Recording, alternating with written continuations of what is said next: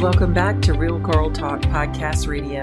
I am your host, Cherie Rickard. I'm an author, speaker, business leader, and adversity recovery expert, bringing you inspiring guests, business, and lifestyle tips to help you create a beautiful life, and always committed to keeping it real. Now let's dive in. The loss of a loved one is a nearly universal emotional crisis. Unprocessed grief and painful feelings can be buried, leaving you to feel numb. But there is hope.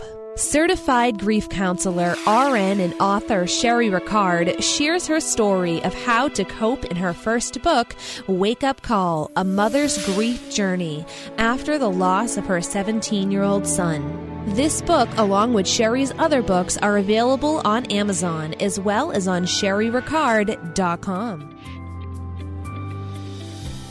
Today's episode is sponsored by Sips By, a female-founded startup that makes discovering tea fun, personalized, and affordable.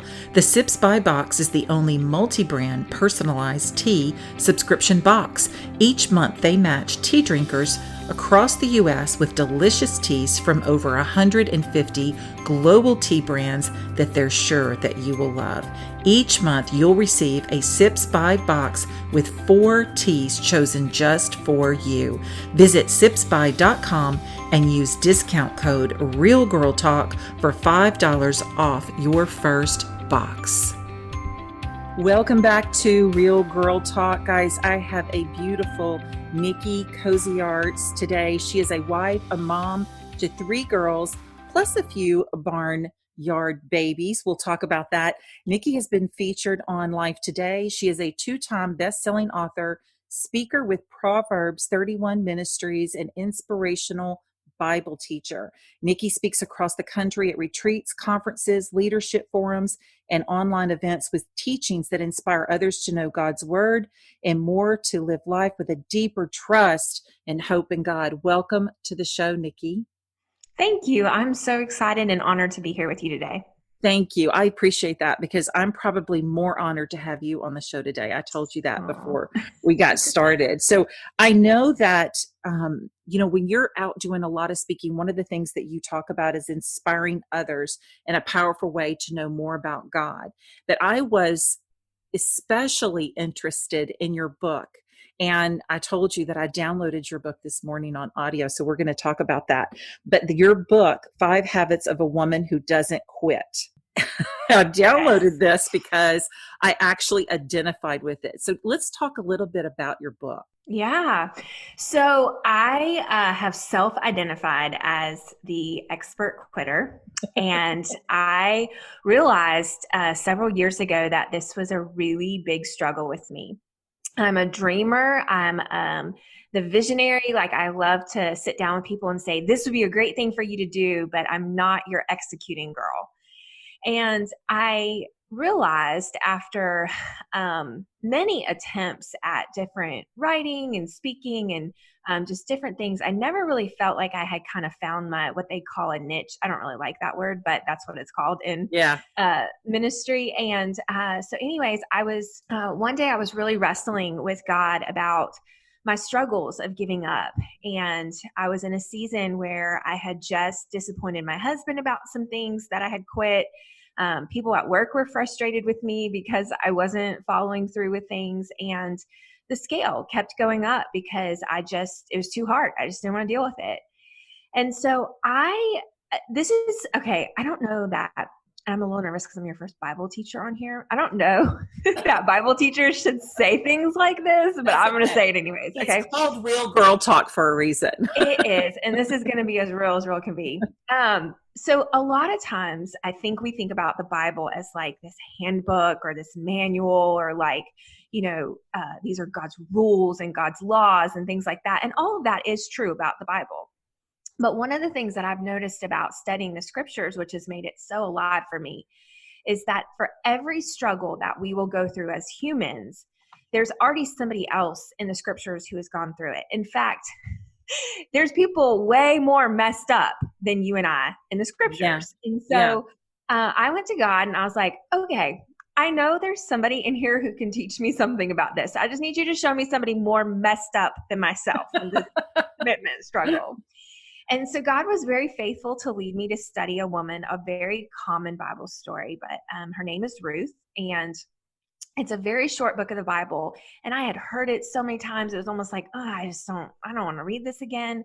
But I just sensed that there was something there. And what I noticed from Ruth was she was this woman who was walking through an extremely hard circumstance. And she made this commitment to Naomi and to God that she was going to stick with her mother-in-law. For those of you that aren't familiar with the story, she lost her husband, and her mother-in-law lost her husband as well. And so they were kind of stuck together. But Ruth actually decided to stay. And so what I saw through this commitment that Ruth had made to Naomi were these habits. And I'm a big, we can do the hard things kind of girl, right? But I need this is how we do the hard things. Right. And so I saw throughout Ruth's story, these habits continually lived out inside of her, and they helped her become a woman who actually impacted the generational line of Jesus Christ. Okay, that's a big commitment, and that's a big goal, big dream. I don't think you and I are sitting here today with that kind of goal dream, right?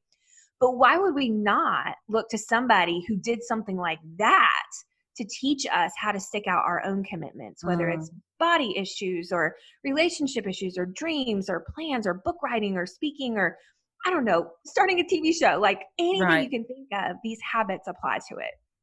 Right. You know what? I love that because I know that you can form a habit in 21 days. I talked about that in Strong Women.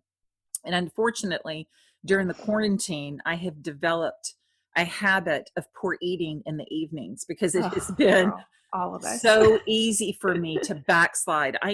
You want to talk about quitting? I mean, I just had this conversation with my husband this morning. God love him. But I told him, I said, you know what? I can't do this anymore. I literally gained 10 pounds over the course of this quarantine because it's so easy just to stop and run into the kitchen and get something to eat. And it has been so easy for me to cook dinner every night. And then I feel like I have to cook big dinners because I travel a lot. I travel Monday through Thursday most of the time. And now I'm at home. And I said, that's it. I'm going back on keto. That was the best way for me to lose weight before. I know my body. I know the yo-yo. And he said, so are you going to do it for longer than 2 weeks? Wow. Yeah. I'm sure his intentions. And I still served him breakfast this morning after that. That was very kind of you. I would have thrown a box of cereal at him. Yes. Although he's not allowed to have cereal because what I decided even better. Yeah, even better. So what I've decided is I am going to reform this habit into healthy eating. So when I come out of this quarantine, which will be over hopefully the next 2 to 3 weeks, we'll come out of this, then I will have formed a better habit of better healthy eating. And I'm going to force myself, no excuses, to walk every single day. No, we can't go to the gym. We can't do these things, but there are things we can do. There's people in my neighborhood that are getting out and they're walking the streets and pushing the stroller and walking the dog and all this great stuff. And I'm just watching them go by my window while I continually work in my office till 7:00 at night. And that's it. I'm done. So tell everybody how you would suggest that we form a new habit when we're stuck in the rut of an old habit. Habit number 1 of Ruth, this woman who wouldn't quit, is not anybody's favorite habit. It's not mine. We all hate this one, but it's the one we need the most. And the first habit that I saw lived out in her life was that she accepted the assignment of refinement. And I think when it comes to this idea of if you're really going to stick something out, you're going to have to be willing to walk through the place with yourself. And I encourage you to walk through it with God because he will give you the strength to do this, of being able to let God get some stuff out of you so that the good can come through you. And, I would never start off this conversation. Like if you asked me how I was today, I would never be like, oh, I'm so good. God's just refining me and I love it. We don't talk like that, right? Oh, yeah. In fact, we don't even use that word refinement in our language at all. It's, we're all about grace and especially right now, if I see one more person posting about how it's okay to lay around in your pajamas and watch Netflix all day, is not okay. Okay. So let me just say that, so we can either, whatever you want to find, you'll find. So if you want people to tell you that, then you'll find that. But God has each of us on this process where we are each day becoming the person that he has created us to be. And I don't know that here on this earth in this lifetime, we're ever going to get it totally right, 100%, where we're just like thriving and driving every single day, and becoming the perfection of who God's made us, because that's not what's promised us in the scriptures. In fact, what's promised to us throughout the scriptures is that life would be hard and there would be many opportunities for our character to be developed.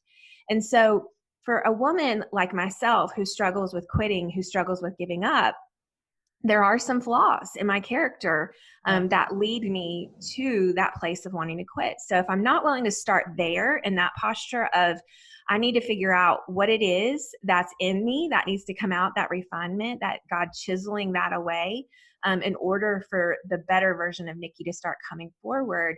If I'm not willing to do that, I can't, there's no point in doing the rest.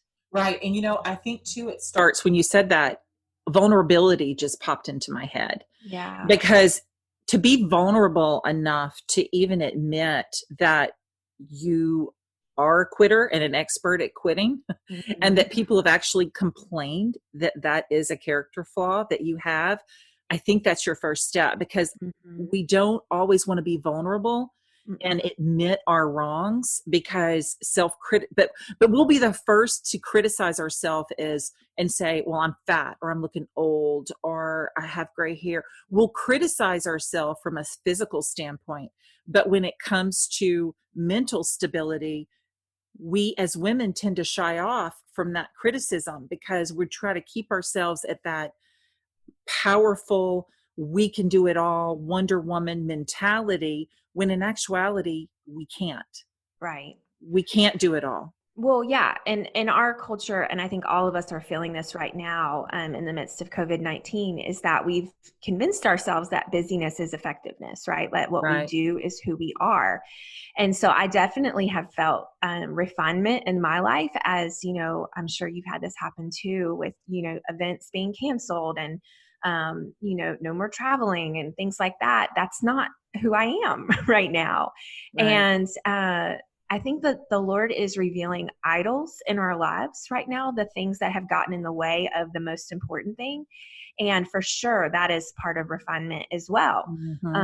And so it's not just for COVID-19, though. It's for all of these places where, we look in the mirror and we don't like who we are and we don't like what got us to this point. But it's one thing to not like it. It's another thing to admit it and to repent from it and to say, today this stops. Like, I have this quote in the book, 5 Habits, that we can just wake up today, and today can be the day that we decide it's different. We have that power at any minute in our story to say, this is changing now. It doesn't have to continue. So. Right. And I always talk about reboot, regroup, and reinventing ourselves, because I know that I've had to reboot, regroup, and reinvent myself a few times, where I thought that I had life just completely conquered and everything was going wonderful. In 2007, my listeners know that my 17-year-old son, Bryant, was killed tragically in a car accident. And talk about having to reboot and regroup. Your life as you know it is completely over. I'm not saying that I took that incident and became this powerful person that could preach about what the purpose God had put in my life, because if I said that, I would be a liar. I stayed in bed for months, and everyone knows M&M's was my drug of choice. And I really, really suffered and wallowed in grief to the point to where I didn't want to be here. I really did not want to be here. And yeah, I have other children, but for anyone to think that the loss of one child can be erased by the presence of your others doesn't have children. Mm-hmm. So it's been a challenge for me. But what I have done is I have taken that pain and that struggle, and I have turned that into a passion, only because my passion has always been a helping hand for others, which brought me into nursing 25 plus years ago. I've always been a nurturer and a caregiver at heart.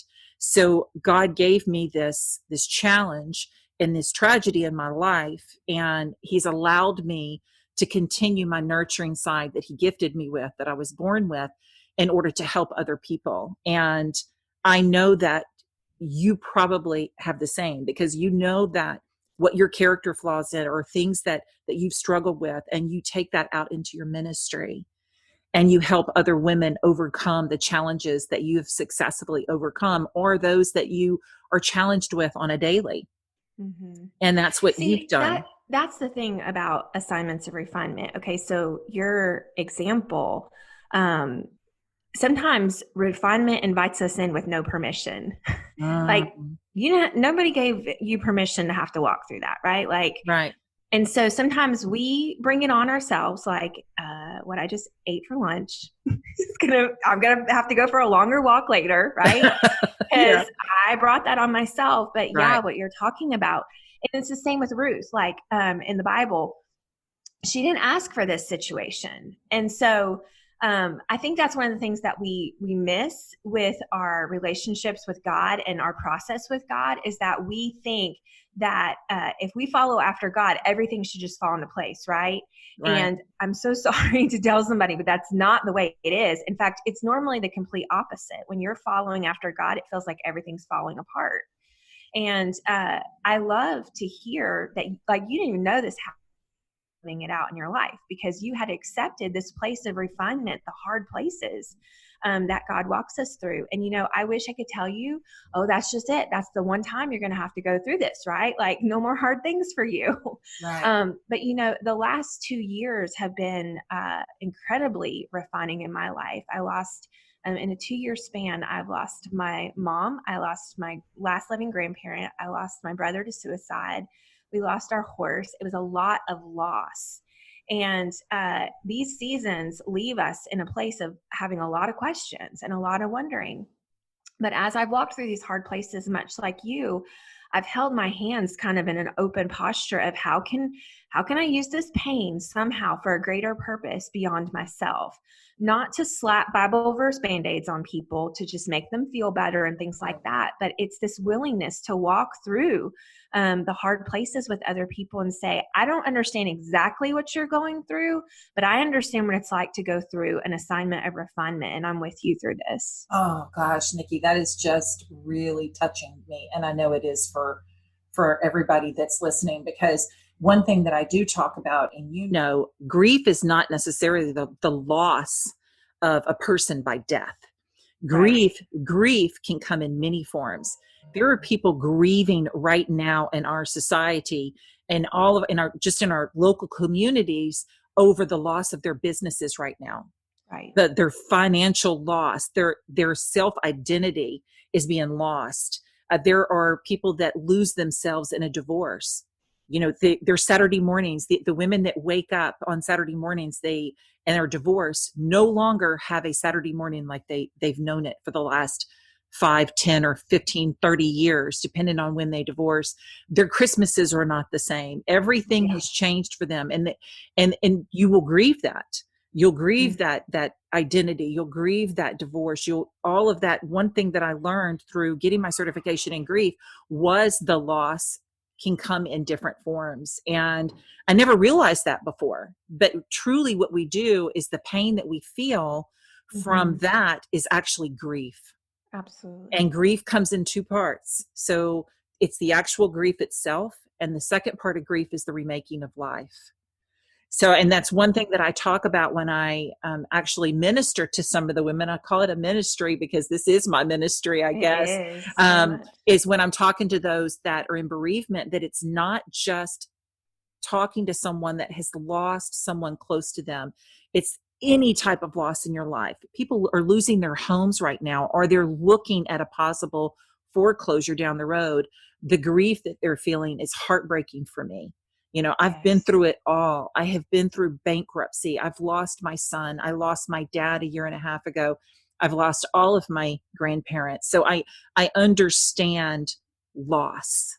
I've been divorced, so I've been through it. And you touched on something for me, because I really wished I could go to God and say, okay, God, I've had enough.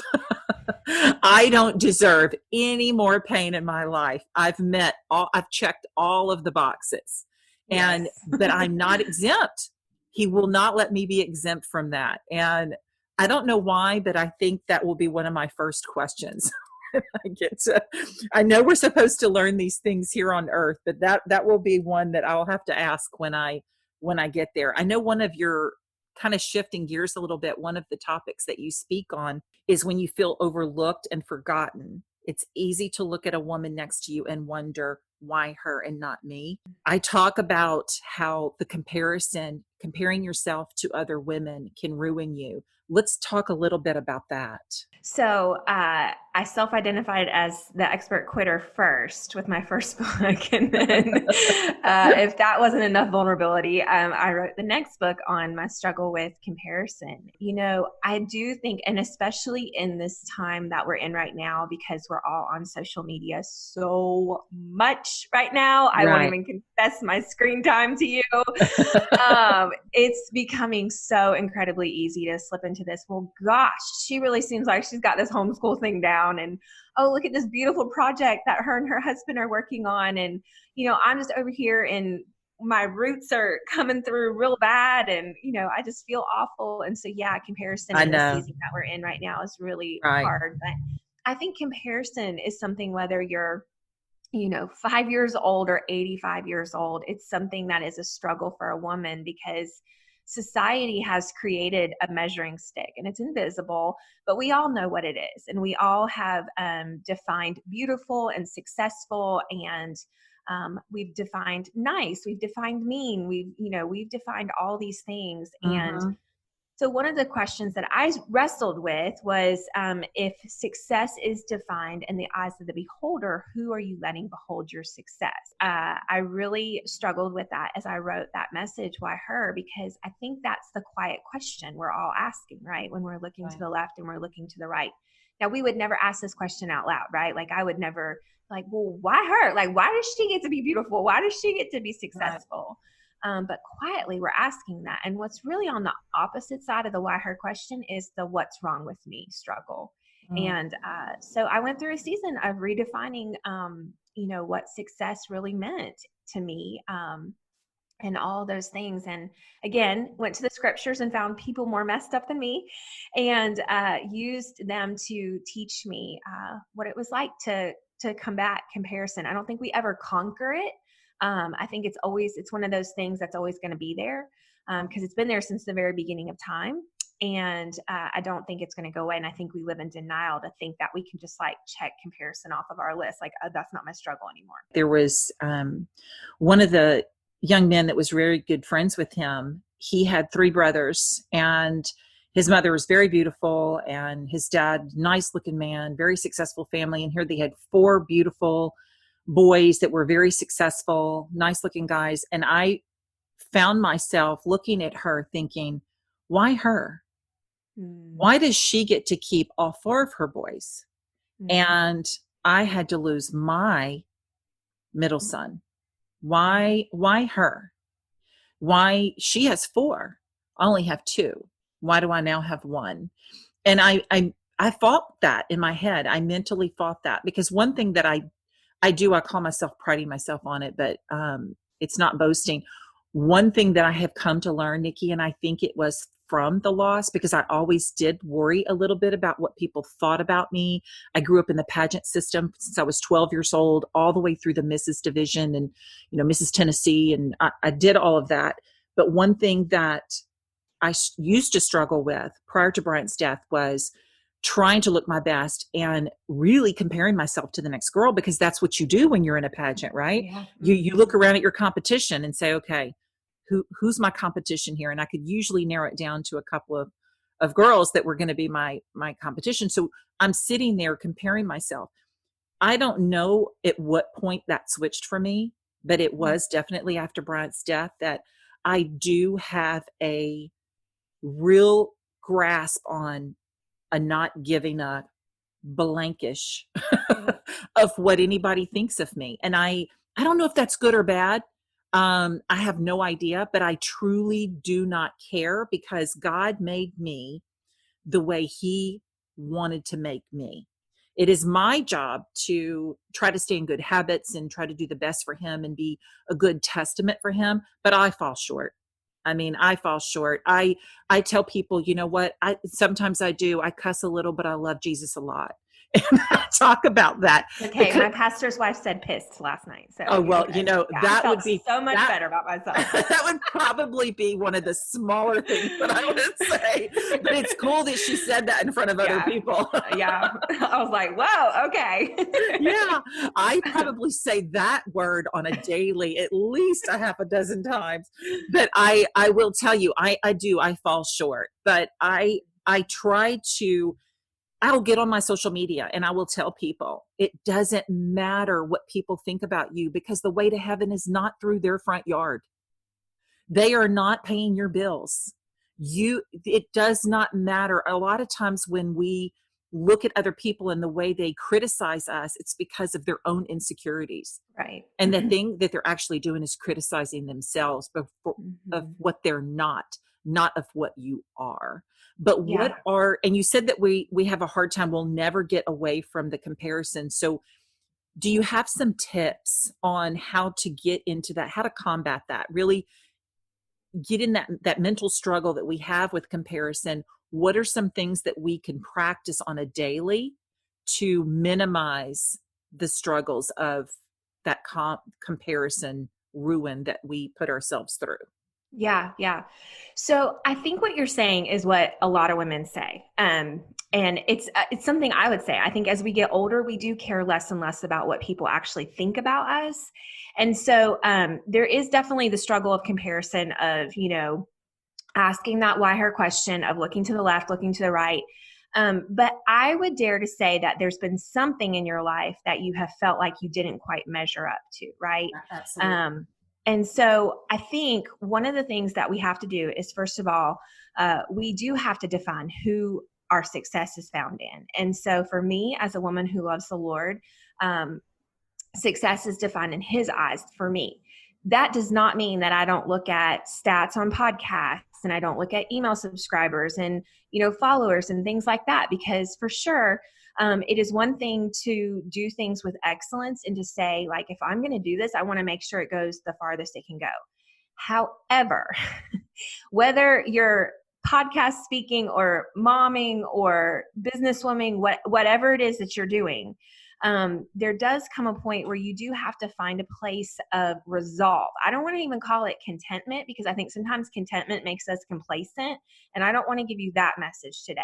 Yeah. But it's a place of resolve, of knowing that you did everything that you could do on your end, and the results is up to God now. And so that has been something that has totally set me free in the midst of comparison. I don't so much compare like, of course, when I was younger, I compared the way that I looked and the way that I talked. And, I remember when I first started speaking, one of the reasons why they didn't want me to read my book, 5 Habits of a Woman Doesn't Quit, was because somebody had said that my voice was too Southern and it would turn Northern people off. And so then I was like, well, do I talk Southern? Do I need to change? See, so success, even though that book is done phenomenal, I was still dealing with this comparison in my mind. So I had to find resolve through that. Now, the next time I just fought for it. I said, I want to be the one who reads my book. And so it was fine. And we talked about that. I learned that hard lesson myself. I think if we write a book, we need to narrate it. Yes, course. Absolutely. Yeah. Absolutely. Yeah. A lot of times we, especially those of us that serve people, we get a lot of negative feedback, right? And so there's people that just flat out don't like us. It doesn't matter how many bells and whistles we put out for them and, whatever we do, it'll never be enough for them. And so I've learned something really powerful. This is something that the president of Proverbs 31 Ministries taught me, Lisa Turker. She said, Nicki, never let the compliments go to your head and don't let the criticism go to your heart. And she also said that, in every criticism, there's something you can take away from it most of the time. Most of the time when people are being critical, there actually is something to what they're saying. They're just saying it in a ridiculously mean way. And then you're just so turned off by it, right? Right. So I've learned that, sometimes when you're in the midst of, comparison and compromising the wellness of your soul through comparison, take what you can get from it, learn and grow. And, that's why numbers don't define me, but also I've learned that numbers do represent results. And so if I put a piece of content out there, I'm not going to define my success by if it goes viral or things like that. But I am going to define it successful if for some reason the last piece of content did great and then this one didn't do good. Then it puts me in a posture of going, okay, I'm not going to beat myself up over this, but there's something I can learn from this. True. So I would say if you can do those things, especially because I think you do probably have more listeners in this audience who would lean more towards the business entrepreneur, that kind of side of things with comparison, not so much just the looks and the house and things like that. It is important to define what success is to you, and then to not let that success compromise the wellness of your soul. Oh, I love that. I'm taking that. I'm going to receive it, and I'm going to practice that, because I know that there are people listening right now that are comparing themselves to their neighbors, because we're seeing more people on our street than we ever have before. And they're comparing themselves to their friends and how they're making it through quarantine, and why are they getting laid off and the other folks are not getting laid off. And I think we have a lot of that right now more than ever. And so when this is over, it'll be a great time for us to reboot and regroup and reinvent ourselves into what we practice. So we need to develop those habits, those good habits right now. I'm telling people, listen, this is the time. Write down your action plans. You know, I'm big on vision boards. I love vision boards. I love writing out my action plans because I love to check the box. Mm-hmm. Checking the box makes me feel complete, and it makes me feel like I'm doing something for myself as well as someone else. You touched on Proverbs 31. Tell us a little bit about Proverbs 31 Ministries. Yes, we are an online-based ministry, so we are thriving right now. Yes, I told you my daughter is doing your study right now. Yes, Dangerous Prayers, yes. So Proverbs started off as just a mom and pop newsletter. It was started back, I believe it was the early 90s. It started off just mailing out some encouraging words, and it has turned into a massive online-based ministry. I think we have over 3 million people on Facebook who interact with us, and over 1 million subscribers who get our devotions. And I couldn't even tell you all the stats. They change all the time. But we have a lot of people who participate in online Bible studies, and we have a First 5 app. So there's tons of resources. Our mission is to eradicate biblical poverty, meaning people's knowledge of the scriptures. We want people to go from here to there in the Word of God. And so that kind of fuels everything that we do through the ministry. And how can we be a part of that? Yeah, there's lots of opportunities. You can either download the First 5 app, which is you can spend 5 minutes it's longer than 5 minutes. Spend a few minutes in God's Word every morning. We go through different books of the Bible. You can be a part of the online Bible studies. We just started the new one with Craig Rochelle's book, Dangerous Prayers. And you can also head to proverbs31.org and get subscribed to our daily devotions. This is more like we want to just pop in your inbox and kind of just give you some encouragement first thing in the morning. It's not deep theological stuff. But we also have a variety of ways to, if you feel called to speak and write, we have a Compel training ministry, and just a lot of different ways that you can be involved for sure. So start at Facebook, start there, and then head to proverbs31.org. I think that we all should make sure that our morning routines encompass that uplifting, whether it be scripture or some type of inspiration, motivational speaking. I try to have at least 10 minutes, which is it's not a lot of time in the morning, but that's the time that I devote. 10 minutes, I will fix my coffee and I will read usually what Joel Osteen, I'll go through his app or some type of app and just read a word in a scripture for the day, because in some way I'm going to be able to relate to that, maybe not that day, but I would be able to later on that week or possibly that month. And so I believe that just like bathing is not just a one-time thing. What did Zig Ziglar say? Bathing is not something that we do once, we do every day. And that's what motivation should be. It's not something we do once, we should do every day. So thank you, Nicki. I appreciate you so much. I really do. I appreciate you coming on this show. And I really, really want you to come back, because I know that you have fueled a lot of people and given people a lot of inspiration today. Tell everyone where we can find you. Yes, I'm everywhere. You can find me on Instagram, Twitter at Nicki Koziarz. You can find me on Facebook, Nicki Koziarz, and you can find my website, nickikoziarz.com. I also have a podcast that has not had an episode release since COVID-19 started because my whole life got turned upside down, much like much of yours. But it's called Lessons from the Farm, and you can find that on iTunes or Spotify. Yes, I actually just subscribed to that. And I noticed that you hadn't had an episode, but you also do Mm-mm. seasons. Yes. So your podcast is in seasons. This is the season of silence. The season of silence. I had about 2 week season of silence during Christmas holiday. And then I went right back to chatting because usually you can't shut me up. I always have someone that wants to talk on my show and has something good to share, or I'm always running my mouth. So it's hard to silence me. I love it. Thank you, Nicki. I appreciate you very much. Thank you. Thanks for having me on. Remember, beauties, step out of your comfort zone. I want you to open yourself up to new possibilities and keep your faith in God. And until next week, stay motivated and blessed. I will be praying for you.